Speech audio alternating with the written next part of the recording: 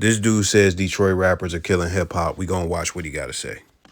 This Detroit rap style might really be a contribution to the downfall of hip hop as we know it. Like, yeah, you can rap, brother. Like, you can rhyme. But what are you saying, bro? Like, you're just putting two and two together. You're not saying nothing, bro. You're not saying anything. And now people are running with this flow and there's no substance to it. Like, people are just rapping. They're just saying stuff. It's like this like swaggy, I'm so cool rap. And it allows you to like punch in every bar, and every bar has to be like a catchy like punchline, but it's like there's no substance to it. What are you talking about?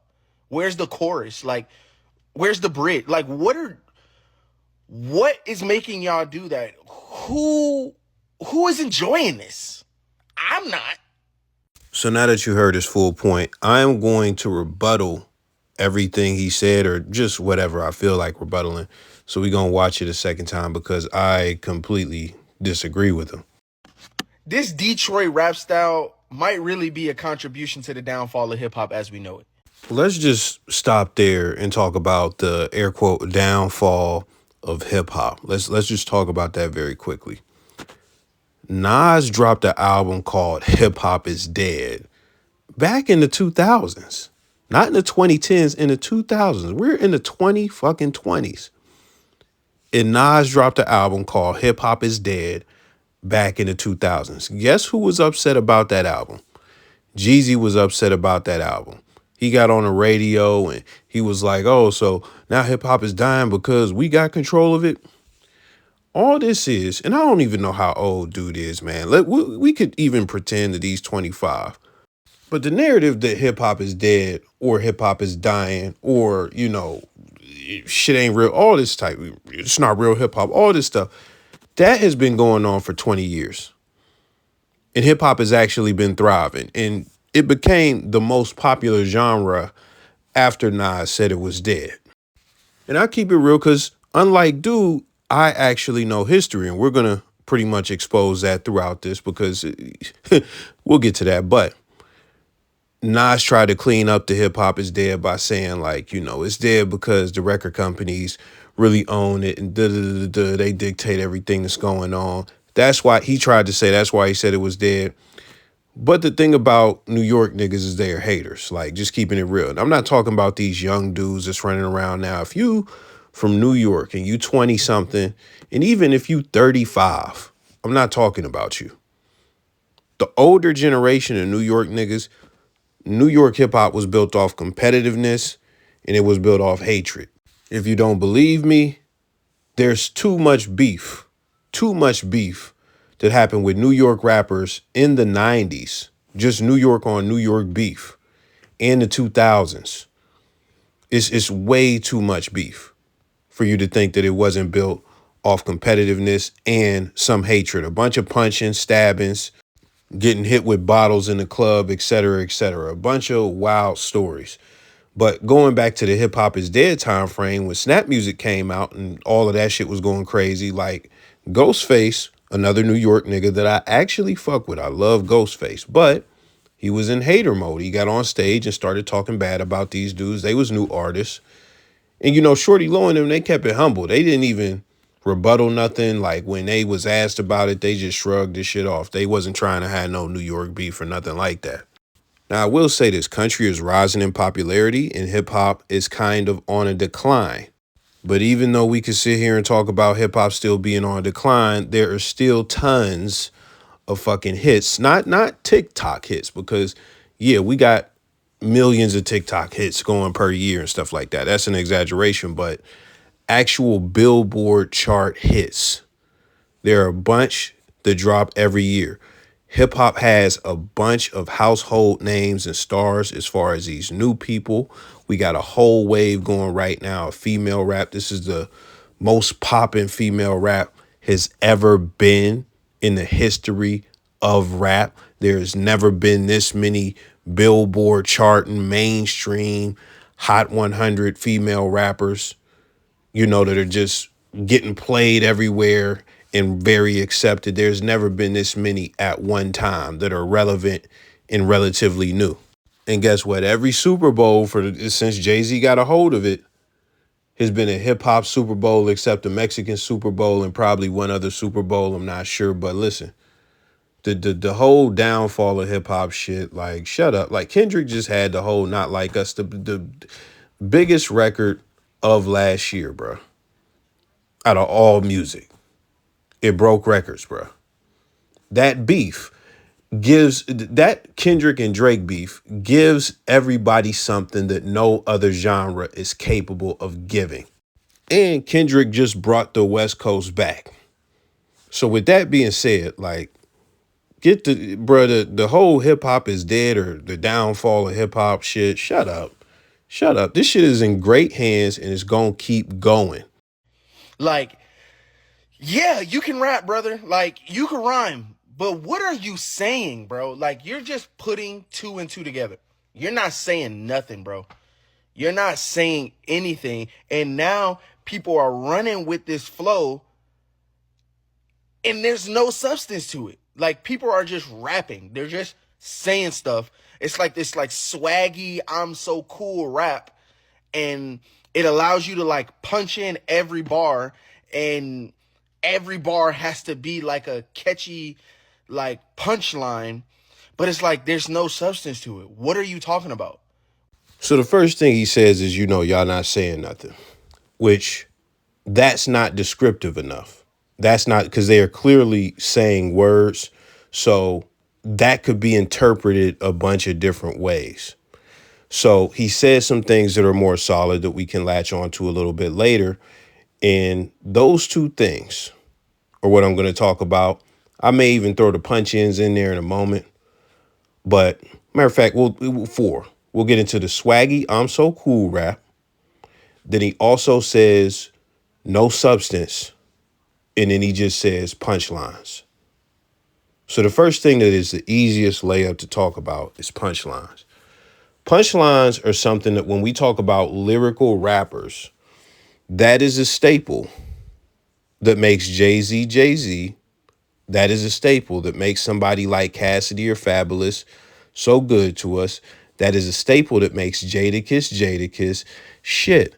That's what makes us look at 21 Savage like, yo, he can actually rap to some extent. People be sleeping on him. Like, that's one of the key staples in the skill set that people like. Wayne is supposed to be one of the GOATs. Jay-Z is supposed to be one of the GOATs. And they are both very well known for punchlines. Jay-Z is about 58 or however old he is, bruh. DJ Khaled get him on a verse with Wayne and Rick Ross. And what are we listening for? We listening for those witty bars, those punchlines. So talking about that in a condescending manner is just funny to me because that is something that, hip hop purists, people who think, oh man, I only listen to lyrical stuff.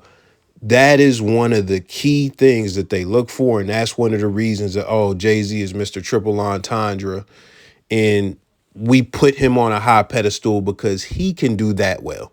Now, that is not the only thing that he does well, but let's not get out here and just start talking like punchlines is just bad to do or is something negative.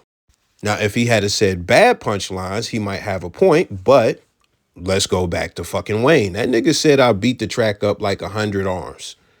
That nigga said I'm trying to fuck with you like rude polices.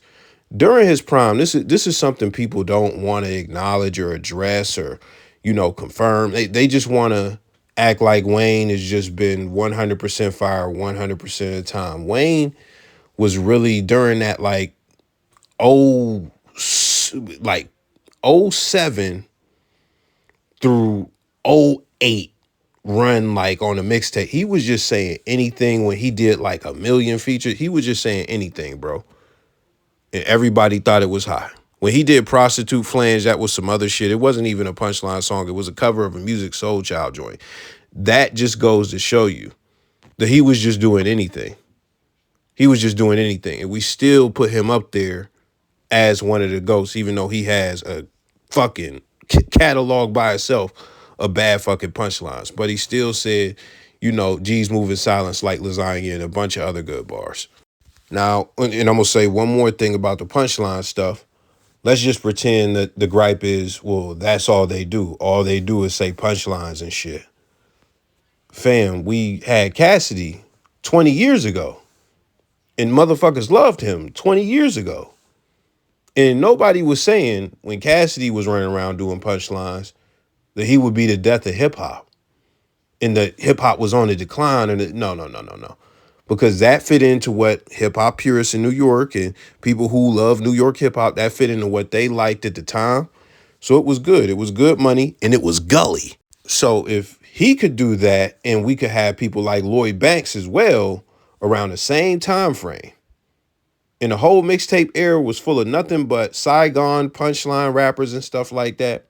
Rappers who are strictly punchline rappers are nothing new. Why do you think that that is going to contribute to the death of hip hop when it actually helped hip hop thrive in multiple points? And even when you go and look at the DJ Khaled Jay-Z joint that I just mentioned, Cass was glazing talking about it was the verse of the year. Shit, Drake just dropped a LeBron song with a bunch of punchlines in it. And Cass said he was spitting. So, like, just fuck out of here with that shit. Now let's get to the, swaggy, I'm so cool bars and stuff like that. That's the foundation of hip hop, bro.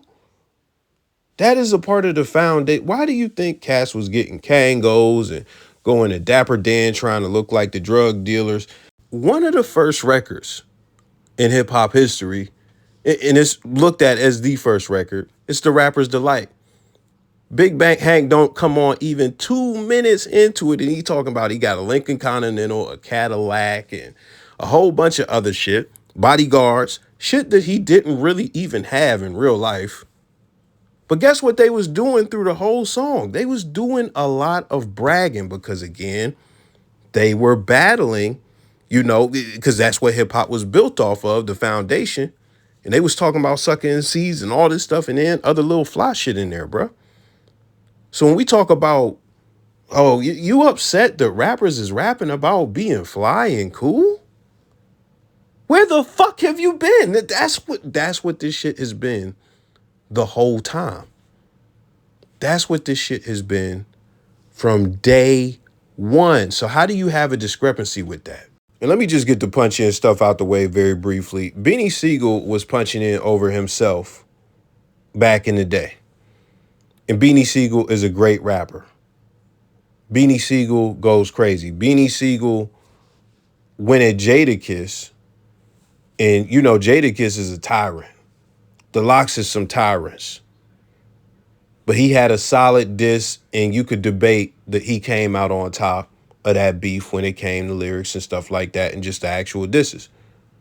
So with that being said, like, this is a very good rapper, and he was punching in over himself, and we didn't have a problem with it then.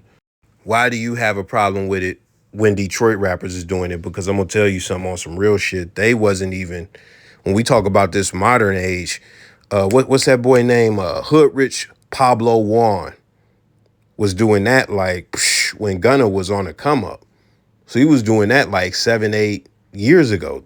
And he was one of the first people that I heard doing it. So with that being said, like, we just get that out the way.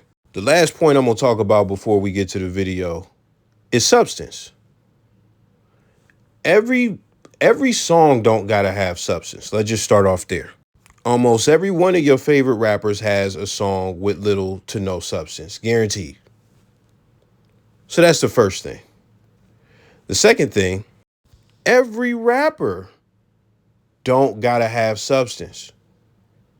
That's the beauty of this shit. There's so many different, it's so diverse when it comes to this. If you want to hear substance and you want to hear the ultimate substance, you could go and listen to Mos Def and Talib Kweli, Black Star. You could go and listen to some J. Cole. You could go and listen to some Kendrick. You can even go and turn on certain Drake songs. You could go and find you some substance. But guess where they don't want to hear substance at? They don't want to hear substance anywhere where it's time to turn up. Typically, people don't want to hear substance in the club. When you rolling and you want to feel a certain type of way that rap make you feel, and you want to pull up sometimes and had a music bumping and look cool or whatever, especially when you like 21 or something like that, you're not pulling up to no music with substance. You pulling up to fucking Boosie Wipe Me Down or whatever the fuck. T.I. 24s or Gunna and Lil Baby Drip Too Hard. Songs that really aren't substance songs. Very quickly, one of my gripes about Jeezy when he came out is that, in my opinion, he made drug dealing just 100% cool. When you look at Biggie, Biggie had, the Everyday Struggle song, right? And he was talking about the woes of being a drug dealer. All throughout DMX catalog, which he dropped after Biggie was dead, all throughout his catalog, he talks about the pain of drug dealing. Jay-Z has Somehow, Some Way, and a bunch of other songs where he talks about the pain of drug dealing and doing street stuff. So everybody, before Jeezy came out, they was talking about the bad side of the game. Even T.I., who is also from Atlanta, got I'm Just Doing My Job, and possibly even some other joints. When it come to Jeezy early catalog, that shit is just all glorification of drug dealing. And you can't sit here and tell me that early Jeezy music was music of substance. No, it was trunk music and it was drug dealer music. Yes, people related to it. Yes, it was some lifestyle music to some people. So you could possibly debate that's substance, but that shit is just, bruh, no, I'm not going personally. But let's go back. When we talk about rappers that don't really have much substance, Redman is a legend. And I fuck with Redman very heavy, and I cannot remember a song from Redman that was a deep song. And even if he had some of those, most of his joints, you just want to hear Redman rap and rhyme and really kick some hard shit. That's what you want. That's what you want. Guess what? Raekwon and Ghostface, early in their career when they did Only Built for Cuban Links and Iron Man, most motherfuckers to this day have no idea what they talking about with that slang. Most people have no idea. I know a Raekwon verse from a Mobb Deep album, Vultures or whatever. That's the name of the song. Nighttime Vultures or something like that. Bruh, I have no idea what the fuck he's talking about in some of those bars, and I could recite the shit word for word. I could recite the shit word for word, and it's a story, but still, like, can't tell you what some of the fuck is what's going on and shit. Now, both of them have substance in their career, and those albums even have a pinch of substance, when they start rapping about, like, Ghostface got a song, I can't remember the name of it. It's on the tip of my tongue, but I can't remember, man. It's like Wildcats or something like that, whatever it is, Wildflower. And he's talking about, a babe that he's fucking with another dude. So that is some substance right there, but most of the music didn't have substance, but it was still fucking great. It was great, not good, great music that we still play and bang to this day. And I know if these rappers heard that, they'd probably be upset. What you mean no substance? Bruh, it's still great music. It don't matter. We not listening to you to, like, hear about shit that you're not rapping about. So with that being said, like, this is the thing, and this is the issue with this. This is somebody who doesn't know hip hop. They don't know the history. And this is what it really comes down to. And this is okay. If you just don't like it and it's not for you, that's cool. And you could express why you don't like it. I don't got no problem with that. But when you start trying to attach your dislike for the music to the downfall of hip hop, that's where the problem lies for me. I'm not no super Detroit rap fan and stuff like that. I fuck with a lot of Detroit rappers. But even then, I got something to say very quickly as far as Detroit rappers before we get back to the video. You got certain rappers like and that are from Flint. Just so we got to say Michigan. So you got YNJ, Rio the Young OG, RNC Mike, and possibly some others who really ride that style. But from as far as just punchlines and witty shit. But then from Detroit, you got Sada Baby, you got Cash Kid, you got Peasy, and a few other people, well, a bunch of other people. Like what's that boy name? Casher Quan and a few other people. But I actually love them because there are not a lot of people really saying witty and funny shit on the mic. All of them people I mentioned, I love them because they say witty and funny shit. And when I used to rap 1,000 years ago, that's the type of rap I used to kick. Chip the Ripper used to kick that type of shit too. It's a bunch of people who used to talk that shit and would kick some funny shit in a rap. Eminem was one of the biggest people to ever do that shit. And that's what it is. So I like that shit. Everybody ain't gotta like that shit. But this is the thing when you talk about Detroit and you just try to put shit on Detroit. First off, again, some of those people are from Flint, so you gotta say Michigan. But the second thing is, V's don't rap like them niggas. He not punchlined out. Skilla Baby is not no punchline monster. And it's a few other people that I can think of, like 42 Doug, Babyface Ray, and it's a bunch of other people actually, not a few, a bunch that don't punchline rap. They don't talk shit. They don't come in trying to say some funny, witty shit. Like it's an abundance of them, man. So it's like you might not know, but yeah, that's not the whole scope of Detroit. And he didn't say that's the whole scope of Detroit, but he basically said, this somebody could misinterpret it like that. So I just have to make that clear. Where's the chorus? Like, where's the bridge? Like, what is making y'all do that? Who is enjoying this? I'm not. Now the last thing I'm gonna say as far as the who is enjoying this, you not, that's cool. You don't gotta enjoy it. And listen, your opinion is fine. You can have your opinion. But let's go back one more step as far as him saying no hook and stuff like that. 6 Minutes of Death is a track where Cassidy, Fabulous, and Wayne, three people who were fucking world-renowned punchline rappers at the time, come together on one track and just give us a bunch of bars. That was 20 years ago. That was 20 years ago, and people love all three of them. Now, people make fun of Cassidy and stuff like that, but it's a whole generation of people that absolutely love Cassidy. Okay, am I talking old head shit because it was 20? Okay.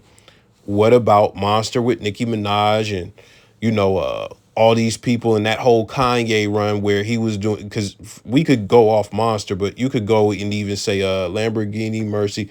What are they doing?